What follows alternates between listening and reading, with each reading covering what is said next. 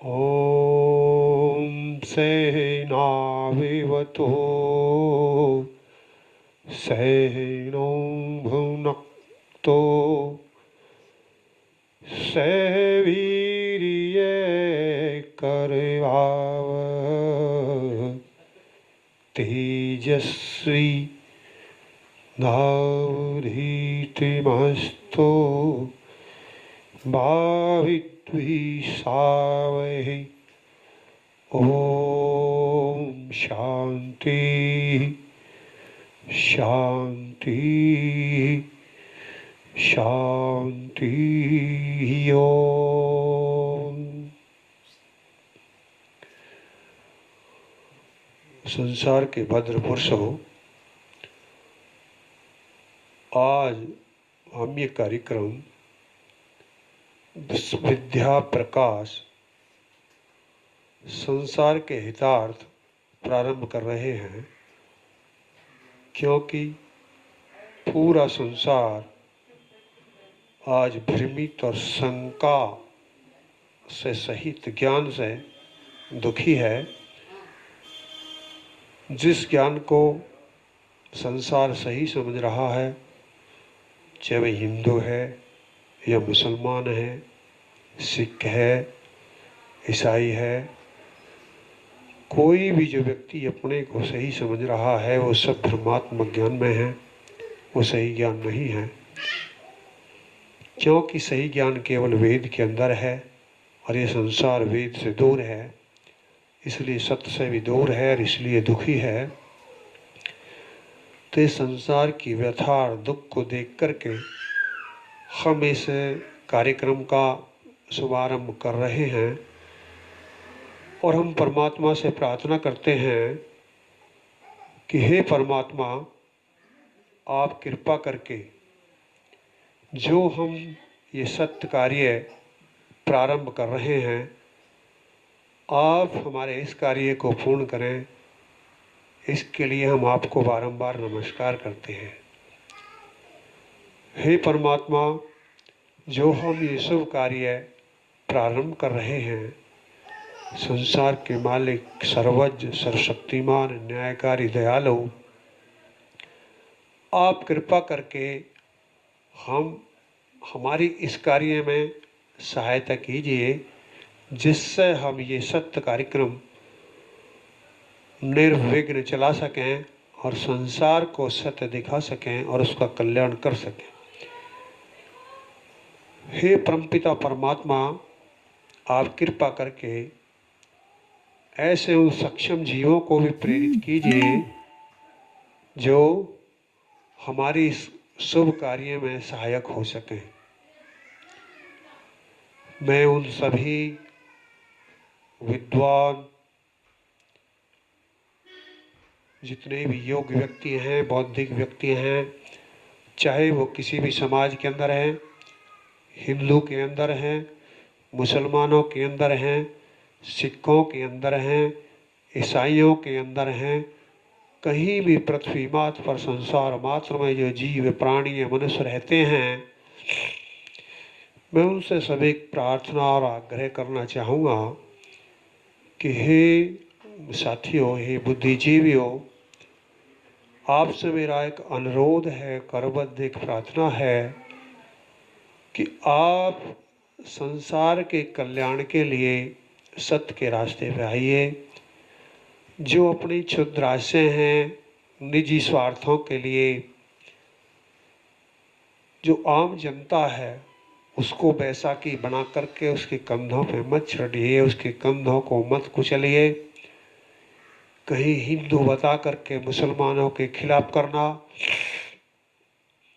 कहीं मुसलमान के नारे दे के हिंदुओं के खिलाफ करना, कहीं जाति के नारे दे करके गुर्जरों को मीणाओं के खिलाफ लड़ाना, कहीं मीणाओं को गुर्जरों के खिलाफ लड़ाना, कहीं आरक्षण के नाम पे जाट या अल्पसंख्यक या राजपूत या दलित समाज को अलग अलग भागों में विभक्त करना।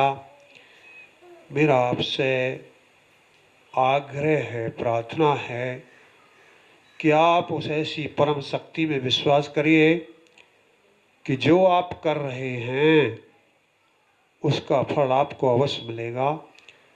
जैसा आपने अब तक किया है उसका फल आप भोग रहे हैं, और जैसा आप अब करोगे वैसा फल आपको अवश्य भोगना पड़ेगा। आप जनता को बहका करके, मिसगाइड करके स्वयं तो दुखों में जा ही रहे हैं और इस समाज संसार को भी दुखों में ले जा रहे हैं। तो जो छोटे क्षुद्र नेता केवल इस आधार पर नेता बनना चाहते हैं कि मैं हिंदुओं का नारा लगाऊंगा तो मैं नेता बन जाऊंगा, कोई व्यक्ति ये नारा लगा करके मैं मुसलमानों का नारा लगाऊंगा तो मैं नेता बन जाऊंगा, कोई व्यक्ति ऐसे नारे लगा कर कि मैं गुर्जरों की जाति का नारा लगाऊंगा तो नेता बन जाऊंगा, कोई जाटों को लेकर के, कोई दलित को लेकर के जो ऐसी घिनौनी हरकत करते हैं, अपने लाभ के लिए जो समाज को तोड़ना मरोड़ना और उसको शोषण करना और कुचलना चाहते हैं, मेरा उस समाज से अनुरोध है, प्रार्थना है उन बुद्धिजीवियों से कि आप उस भोली भाली जनता को ना बहकाएं, उसको पथभ्रष्ट ना करें, उसको दुख सागर में ना डालें। केवल यदि आपके पास में कोई सत्य सौदा है, आप नेता हैं, आप सत्य जानते हैं, तो मैं आपको ये बताना चाहूँगा कि यदि आप सत्य जानते हैं तो जो इस चैनल से, सत्यार्थ प्रकाश चैनल से बात बताई जाएंगी वो अक्षरतः सत्य होंगी। यदि वो आपकी मान्यताओं के पूरक हैं तो समझ लें कि आप सत्य के रास्ते पर हैं, और यदि आपको लगता है कि जो मैं कह रहा हूँ इसके विपरीत यहाँ कहा जा रहा है तो समझ लें कि आप असत्यता के चैनल पर हैं। और यदि आपको शक हो तो मेरे द्वारा खुली डिबेट का चैलेंज है, कोई भी बुद्धिजीवी किसी भी मत में रहता हो, जब भी चाहता हो, जैसे भी चाहता हो वैसे डिबेट कर ले। केवल वेद ही सब सत्य विद्याओं का पुस्तक है। केवल वेद ही सब सत्य विद्याओं का पुस्तक है, और ईश्वरीय ज्ञान उसके जाने बिना, उसके माने बिना संसार का कल्याण नहीं हो सकता। कुरान, पुराण, बाइबल, गुरु ग्रंथ, भगवत गीता, शिव पुराण, महाभारत, रामायण आदि जो ये धर्म ग्रंथों के नाम से जाने जाते हैं, ये सब मनुष्यकृत हैं और सत्य असत्य मिश्रित हैं। इनके आधार पर संसार को नहीं चलाया जा सकता।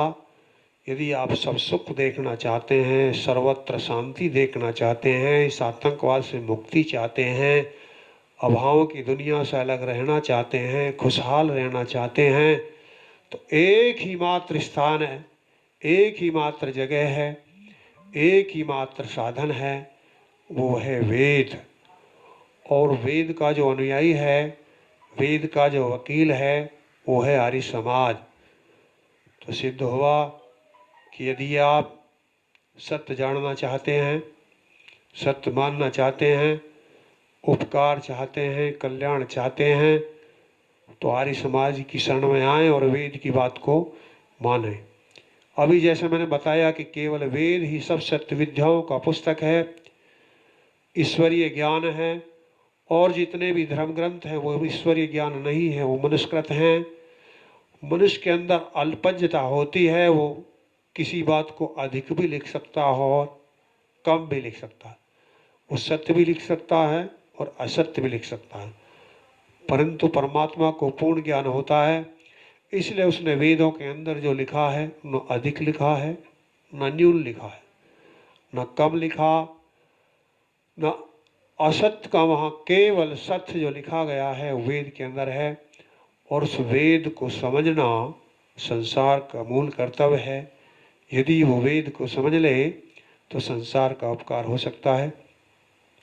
इन्हीं बातों के साथ मैं फिर बुद्धिजीवियों से आग्रह करूँगा कि हमारा प्रयोजन किसी का दिल दुखाना या किसी की निंदा करना, किसी का उपहास करना बिल्कुल नहीं है, न किसी की आलोचना करना हमारा प्रयोजन है, लेकिन समालोचना करना हमारा प्रयोजन है।